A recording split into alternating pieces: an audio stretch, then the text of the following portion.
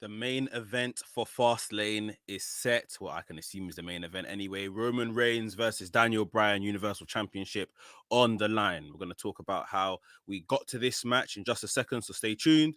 This is your Smackdown review.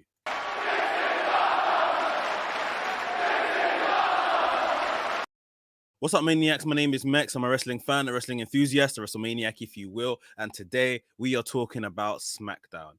A decent show. Wasn't as good as SmackDown has been in recent weeks, in recent times. Some good wrestling, though. I'll give him that. No kind of dud matches. But yeah, I just feel like we're spinning our wheels a bit. We're still, 3 weeks out from Fastlane or so. So yeah, it wasn't the most exciting of shows getting closer to the pay-per-view. But a decent show. We've seen better SmackDowns. So we're going to get into everything that happened on the show in just a sec. So stay tuned. Right here at WrestleManiac UK, I discuss everything that's WWE and AEW. So if this sounds like the place for you, make sure you hit the subscribe button and make sure you hit the notification bell so you get notified each and every time I drop a new video.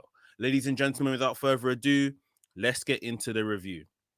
The show opened up with a Daniel Bryan promo, and Daniel Bryan was giving like a kind of long extended promo saying how he kind of lost himself. He was putting others first, and that, he saw how much of a failure he was when Edge won the Royal Rumble and it wasn't him. And now he wants to kind of work his way back into things, work his way back into the fray so that he could have a WrestleMania moment. He can be on the fast lane, if you like, to WrestleMania, and that's via beating Jey Uso on the night in a cage match to get a chance at Roman Reigns and the Universal Championship at Fastlane.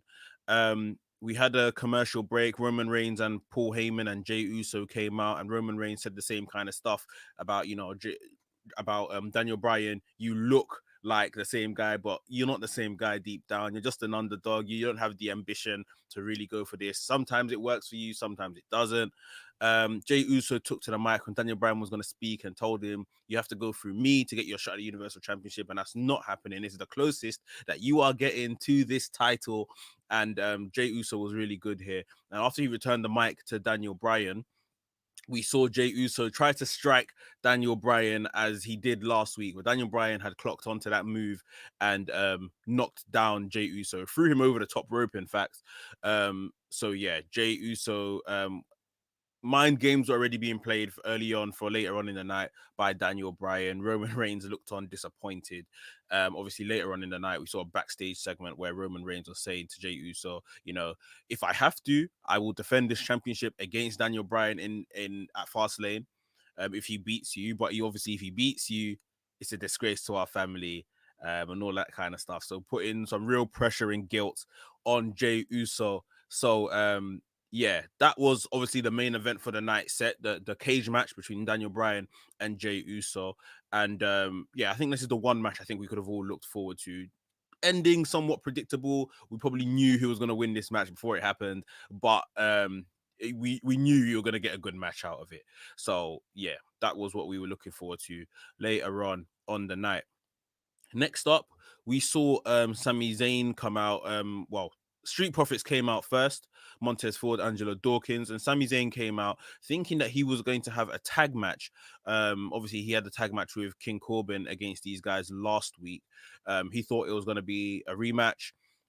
He soon found out that King Corbin didn't want to tag with him. King Corbin said, I'm a singles superstar. I don't do this tag stuff. So good dynamic between Sami Zayn and Baron Corbin. Sami Zayn saying, is this a conspiracy? Is this all a setup? Did you know this already? And they basically arranged to have two singles matches, Montez Ford versus Baron Corbin and Angelo Dawkins versus Sami Zayn. So Montez Ford and Baron Corbin went first. Decent enough match. Obviously, we saw a lot of athleticism being shown off by Montez Ford during this match. The match took a turn basically when Montez Ford got distracted by Sami Zayn on the outside, and then Baron Corbin put away Montez Ford for the win with the end of days. So that happened. Montez Ford lost his match. I think Angelo Dawkins then pushed Sami Zayn, who was on the apron, into Baron Corbin, who had just left the ring. Baron Corbin got annoyed because he got knocked back a bit and said, that's it, I'm not staying ringside for your match, I'm gone. Sami Zayn was like, I stayed for yours, I helped you win, I distracted this guy. And Baron Corbin said, "I don't care. You're on your own." Sami Zayn steps into the ring now to have his match with Angelo Dawkins. And again, pretty standard match. It was good to see the Street Profits guys in singles action. We don't often see them in singles action, obviously. Angelo Dawkins, particularly, I think he has a really good move set that, maybe one day when these guys do eventually split, it could be transitioned into kind of like a big man or athletic big man kind of move set. Yeah, he's very good at the stuff he does in the ring. And in the end, he got the win. He got the win against Sami Zayn. So Sami Zayn, again, I think he got distracted on the outside by Montez Ford speaking to Sami Zayn's cameraman, and Angelo Dawkins rolled up Sami Zayn for the win. After the match, Sami Zayn went on one, going absolutely crazy. He lost his mind. He was asking one of the cameramen, "Who's this other cameraman? I never hired him. What's he doing here? Is he an inside man? Did WWE hire him?" It turns out that that cameraman is Blake Christian. From is it Blake Christian or Christian Blake? I can't remember. From Impact. That he's recently been signed by WWE. So yeah, he kneed him, punched him up a bit, and left him down. So I wonder if he kind of unveils himself as a wrestler now, or maybe this is just a way to write him off and he can focus on his performance center stuff. Who knows? But yeah, Street Profits, or should I say, Angelo Dawkins got the win over Sami Zayn here. Montez Ford didn't win against Baron Corbin. But a nice bit of continuity in these guys' story, especially where the Street Profits are waiting for the Dirty Dogs, Dolph Ziggler, and Bobby Roode to reappear so they can get their rematch. So this was pretty decent. Um, a good match we had on the card, but we never got a lot of time for it. Dominic Mysterio versus Chad Gable. Now, I don't want to discredit Dominic Mysterio, but I think the match was particularly good because it was Chad Gable that was involved. Someone that's very underutilized, doesn't get enough work for his talent. Um, this was a very, very good match. Dominic Mysterio was very good in places as well. We saw all kinds of technical wrestling, suplexes, arm drags, all of that kind of stuff from both men. It wasn't one way at all. This is probably the most technical wrestling match Dominic Mysterio has been involved in since he started wrestling last summer. So yeah, this was really, really impressive.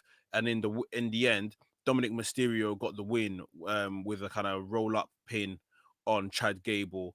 We saw Rey Mysterio take to the apron afterwards, and he done like a kind of like a sit down, like a senton kind of move on Otis to the announce table. It looked kind of painful the way he landed, and then as Rey Mysterio was scurrying away, he looked like he ran straight into a cameraman.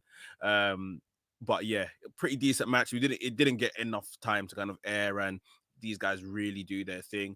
But in the short kind of space we saw a lot of good stuff from Dominic Mysterio and Chad Gable, and I really wish they do something, positive with Chad Gable in the next year, man. He's so, so good. It'll be a complete shame to just see him play this kind of second fiddle kind of role that he has been playing for such a long time.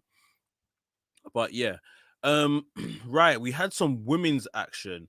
Before we get onto that, guys, if you're enjoying today's review, please make sure you smash the like button, give us a thumbs up. It's thoroughly appreciated every time you do so, and it does loads for the channel.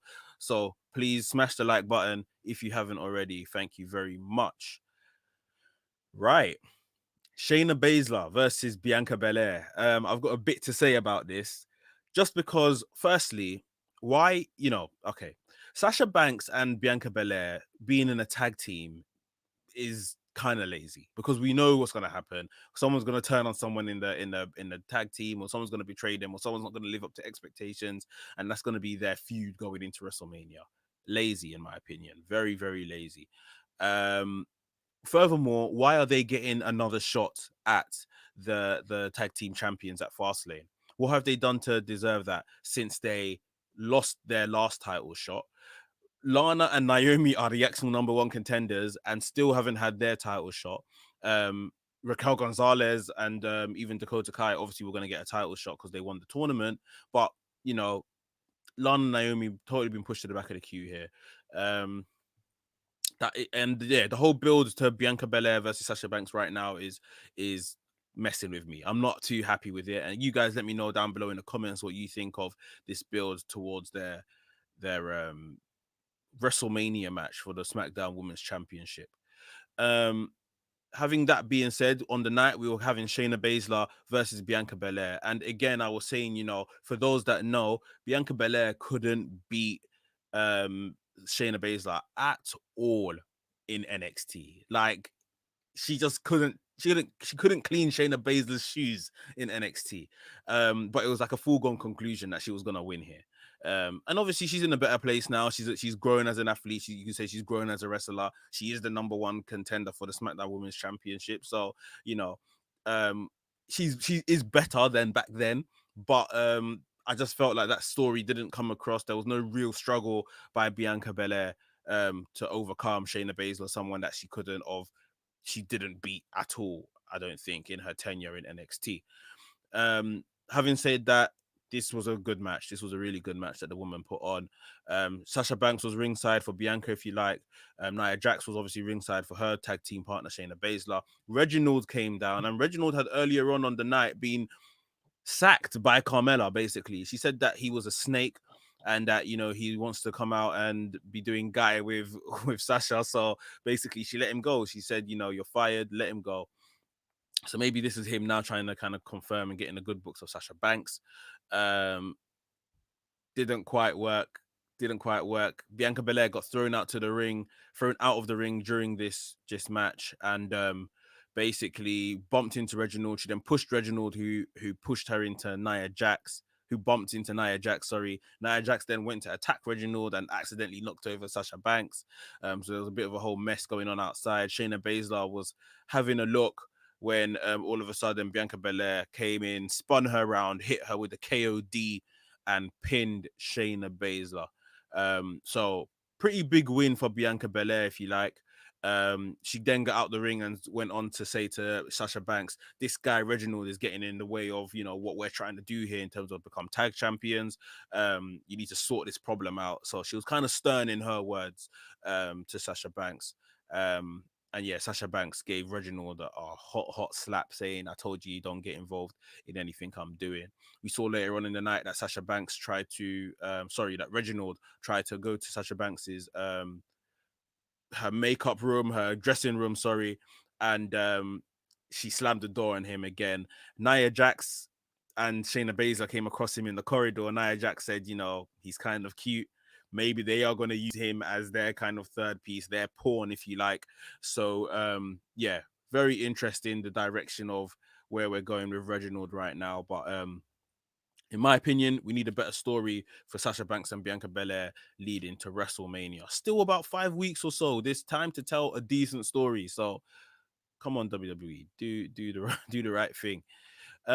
Next up, we had in the night, we had Seth Rollins having a backstage interview with Kayla Braxton. And we saw Murphy walk into the shot. And Murphy was saying, let me help you with your Cesaro problem.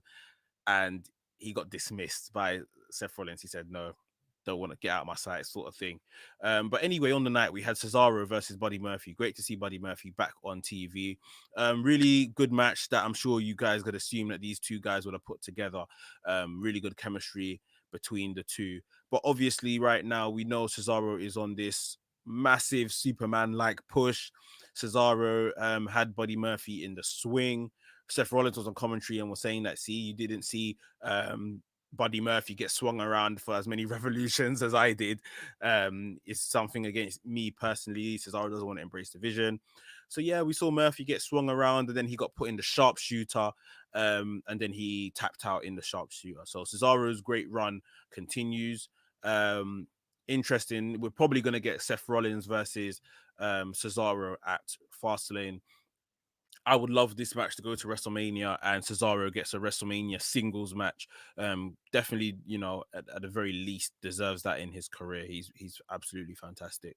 So, yeah, be very interested to see where this goes. I guess maybe next week we might get back onto Cesaro and Seth facing up against each other. So yeah. Right. Before the main event, we had what was a very upsetting segment, in my opinion. Apollo Cruz, right? Obviously, we know he's got this whole turned. I won't say turned up, although they've turned it all the way up, but he's now reflecting on his roots. You know, I'm a Nigerian man. I'm a real African American. All this kind of stuff, and he's embracing his Nigerian culture, his heritage. Last week he said a few lines of what his grandfather would have said to him or Biggie, I can't remember, with an African or Nigerian accent. Fine, because he was quoting somebody. It was fine. This week, Apollo Crews comes out. His music has now got a bit of a tribal twang to it, if you like. So yeah, his music's got a tribal twang to it. He comes out with a spear. He comes out with two NXT performance star wrestlers dressed as soldiers or military militia of some sort. This is not how you do character building. Now he's cosplaying as an African. He's cosplaying as a Nigerian. He's got the accent. It's just, what is this? There is clearly no black people in the creative room in WWE, because if there is, they can't allow this to happen.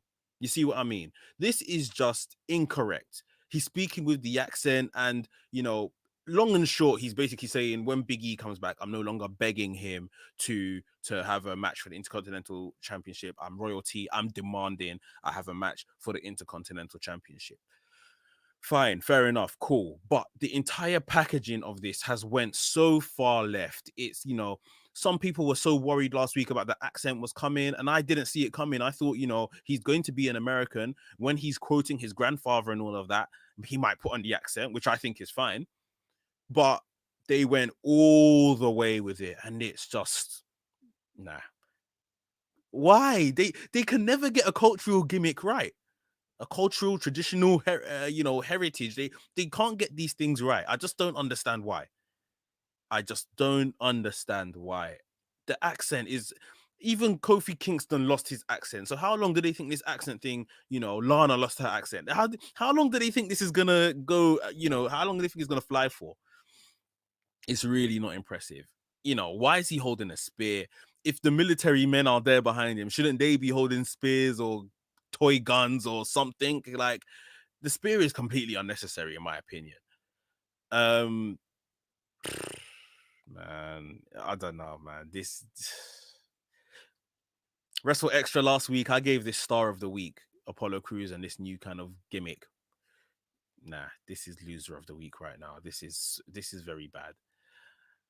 I was very embarrassed as a Nigerian. I'm very embarrassed to see this. I was quite annoyed that they've went this far with it, and yeah, like I say, man, this is just not what is needed for Apollo Crews.